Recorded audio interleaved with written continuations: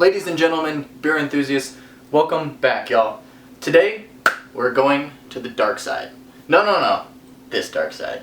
Stouts. The bear hug of the beer world. Big, brawny, brown, fuzzy. Well, not exactly fuzzy, but you get it. We're going to take an in-depth look at the 5 main categories of stouts. So here we go. Make sure you mash that like button, and let's go get started.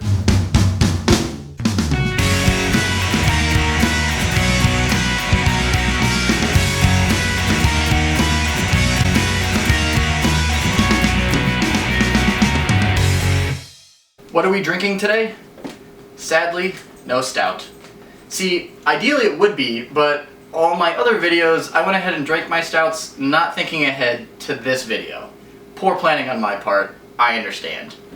But we do have a very beautiful golden ale here today from Big Grove Brewery out of Iowa City, Iowa. This is called Boomtown. It is a premium golden ale. It is yellow straw in color. Not very hazy. Got a nice head of foam on here, and I already cracked it and poured it so you can see what it looks like in this glass. We're not going to be drinking from a can today. This beer sits at 4.5% ABV and really is just nice and crisp, you know? So without further ado, cheers to you, and let's get talking about stouts. Yum. Most of the people that take the plunge to the dark side of beer are surprised to find out that they're not very strong at all.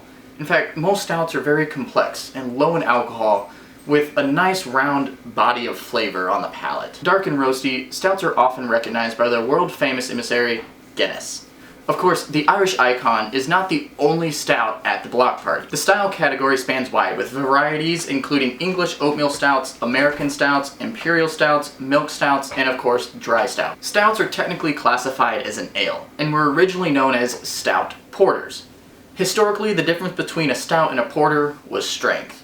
Stouts were often heavier in alcohol than its counterpart. Nowadays, both beer styles are unique and different in their own ways and are different enough to be considered 2 different categories altogether. I won't be going into the history of stouts today because the guys over at Hops and Bros, Max and Chris, already did a fantastic job of a Stout 101 video going into depth about the history of stouts in general. So make sure you go check out their video on their channel. Link for that is in the description. Stouts are often reserved for those fall and winter months when the temperature drops to that very uncomfortable temperature that no one really likes. Unless you're my wife. Then she really likes winter, so she's weird. But if you're like me, and you enjoy a stout year-round, make sure you mash that like button so I know I'm not the only one. What makes a stout so different from all the other beer styles out there? Most notably, it's the color, as well as the nice roastiness and creamy milk texture, often paired with the nice chocolatey aromas in the beer. The color typically falls between a dark brown and a black, which is very opaque, which means you can't hardly see through it at all. Common malt ingredients used when you are brewing a stout, which I keep motioning over to this, but this is not a stout. But common malt ingredients used when brewing a stout are black roasted barley, chocolate or pale chocolate, crystal, flaked oats and or barley, and pale malts. It's time to take a look into the 5 specific categories of stouts that I mentioned earlier in the video. We're going to go through American Imperial Stouts, the American Stout, English Oatmeal Stout, English Sweet Stout, otherwise known as Milk Stout, and the Irish Dry Stout. While talking about all these, we're going to go over the ABV, the IBU, the hop aroma, and the malt flavor is in the beer. I'll also give you guys a very good idea of common US examples of this beer that are highly rated on beeradvocate.com. Whoa. My mom just texted during the video. The American Imperial Stout is the first one we'll be touching on today. It has an IBU ranging all the way from 7% up to 12%. That's a lot of alcohol in a stout. Talking about the hop aromas in the American Imperial Stout, it is medium to high with floral, citrus, and herbal hops. The bitterness is medium to medium high and balanced with a very nice malt character. The malt aroma on this is typically bittersweet chocolate, cocoa, or coffee. The highest rated US beer for this specific style comes from Toppling Goliath Brewing Company and their beer named Kentucky Brunch Brand Stout. Next, we're moving on to the American Stout. It ranges from 5.7% ABV up to 8.9% ABV, less than the American Imperial Stout, and the hop aroma and flavors are medium to high, often with an American citrus type or resiny hop aroma. The malt aromas are low to medium with caramel, chocolate, roasted coffee, and a very distinct dry roasted bitterness at the finish. The highest rated US example for a craft brewery of this specific style of beer comes from the Treehouse Brewing Company called Double Shot. In third, we have the English Oatmeal Stout. This is a lighter beer ranging from 3.8% up to 6.1% ABV and an IBU of about 20 to 40, so it's mildly bitter as well. The hops are optional and usually don't overpower the beer at all, so you won't have much of that aroma, but it does often have a coffee-like roasted barley or malt aroma with a caramel and chocolate roasted malt. As you can see, the trend here, 3 out of 5, is most of these stouts, as mentioned earlier, have that very distinctive coffee roasty flavor. Roastiness. The top beer in the United States under this category is Breakfast Stout by the Founders Brewing Company.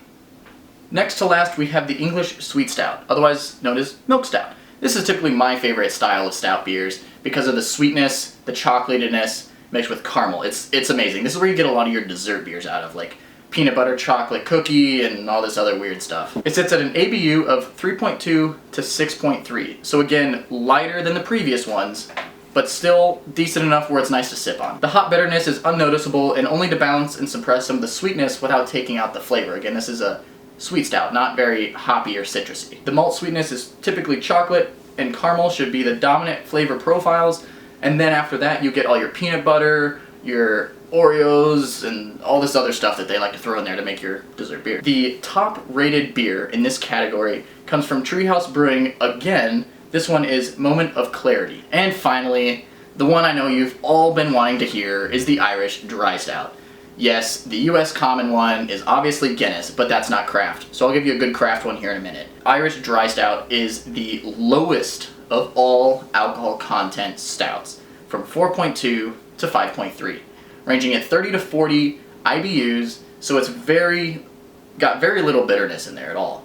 Like the milk stouts, the hop bitterness is undetectable and only there to balance the sweetness. The dry stouts achieve a dry roasted character through the use of roasted barley, and initial malt and light caramel flavors give way to a distinctive dry roasted bitterness to the finish. The #1 rated craft beer, according to beeradvocate.com, for an Irish Dry Stout is by the Atlantic Brewing Company called Cadillac Mountain Stout. I have yet to try it, but I'm kind of interested now. Considering Guinness is one of the most liked stouts in America, I'm sure most people who drink stouts have had a Guinness. If you're like my friend who likes one type of stout but not the other, you might be asking yourself the same thing. What other stouts might I like? Or what other styles of beer might I like? Well, it's hard to say because since stouts are such a specific style, there's not one quite like it. I did a little bit of research and happened to come across 2 specific beers that were very highly rated for people who like Guinness, such as maybe yourself. The first one is called Samuel Smith's Imperial Stout, and it is brewed by Samuel Smith's Brewery.